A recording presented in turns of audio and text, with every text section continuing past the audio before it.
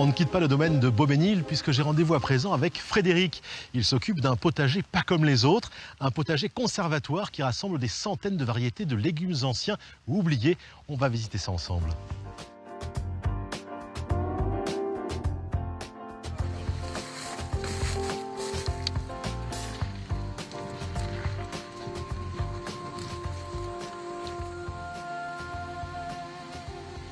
Bonjour Frédéric. Bonjour Emmanuel. Ça va bien? Oui, ça va bien. Alors voilà le potager de Beaumesnil. On voit le château là, juste à quoi? Quelques centaines de mètres, même pas? Exactement. Alors on m'a expliqué que c'était un potager avec plein de variétés et beaucoup de légumes anciens, légumes oubliés. C'est quoi au juste en fait? Effectivement, ici c'est un potager conservatoire et on a mis l'accent sur les variétés anciennes de légumes. Donc le principe d'un potager conservatoire, c'est de cultiver les légumes non pas pour les récolter et les consommer ou les commercialiser, mais pour attendre qu'ils fassent des fleurs pour la plupart d'entre eux et des graines pour pouvoir récupérer ces semences. Et alors ça veut dire donc il y a combien de variétés là ici Alors ici on a plus de 500 variétés de légumes. Et ça veut dire que les légumes là que vous cultivez ici, on les trouve pas sur les étals des marchés par exemple? Alors a priori, dans la grande majorité, on les retrouve pas parce qu'ils ont des inconvénients, ces variétés. Ils ne sont pas particulièrement bien calibrés, ils ne correspondent pas à des grandes distances de commercialisation et de transport, mais ils ont du goût. Je vais te montrer une variété de poireaux qui est originaire de Normandie. C'est quoi? Puisqu'il s'agit du poireau d'Elbeuf. Ah, d'Elbeuf. Et c'est quoi, c'est ça? Alors, oui, je suis d'accord. Mais ça ressemble pas du tout à un poireau, ça. C'est vrai que là, on pourrait plus le manger en gratin.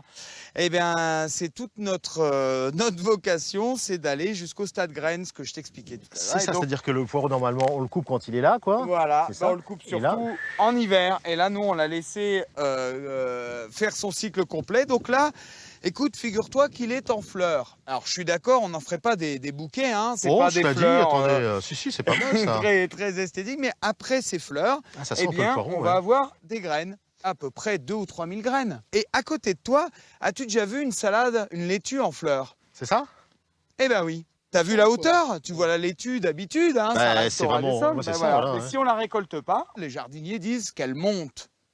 D'où l'expression, elle monte, elle fait des fleurs, et là on va pouvoir récolter jusqu'à 10 000 graines. Donc tu vois, il n'y a pas besoin d'en faire des grandes quantités pour conserver ces variétés anciennes de légumes. Je vois qu'il y a plein de tomates un petit peu partout, là, dans tous les carrés, c'est ça hein, Alors voilà, on a plus de 125 variétés de tomates ici. Mais tu sais, c'est rien du tout, hein, 125 variétés de tomates par rapport à la diversité qui existe. Il en existe plus de 2000. 2000? Donc je vais aller te montrer, si tu veux bien, une variété de tomates un peu particulière, une tomate cerise qui s'appelle raisin vert. Raisin vert. Donc si tu veux, tu vas pouvoir en déguster. Elle est très savoureuse.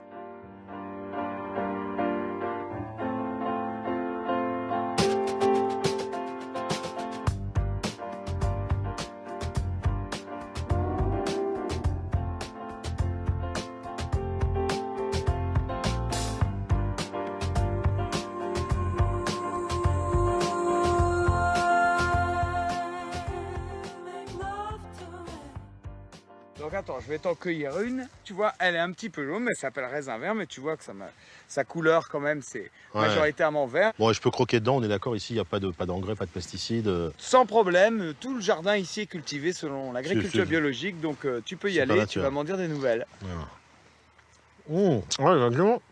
C'est juteux ça. Oh, qu'est-ce que c'est bon ça? C'est pas mal, hein?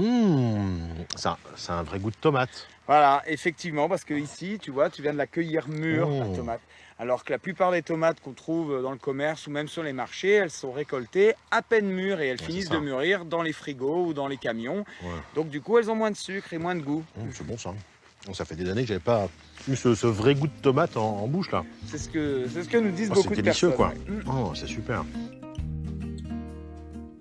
Merci beaucoup Frédéric, c'était super avec toutes ces variétés là, c'est magnifique, bravo, super travail. Merci beaucoup, puis tu vas pas repartir comme ça quand même. Je t'ai préparé un petit assortiment des tomates qui poussent ici en guise de souvenir, donc tu vois, il y a de la couleur, des formes différentes et un petit peu de basilic pour l'assortiment du tout. Donc, ça, c'est un super cadeau. Ça, c'est des tomates qu'on peut acheter ici, quand on va ici au potager. Exactement, en saison, bien sûr, de juillet à octobre. Voilà ce qu'on peut trouver au potager de Beaumesnil. Voilà, C'est bon. Hein.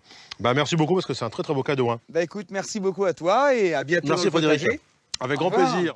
Ouh là là, c'est bon ça.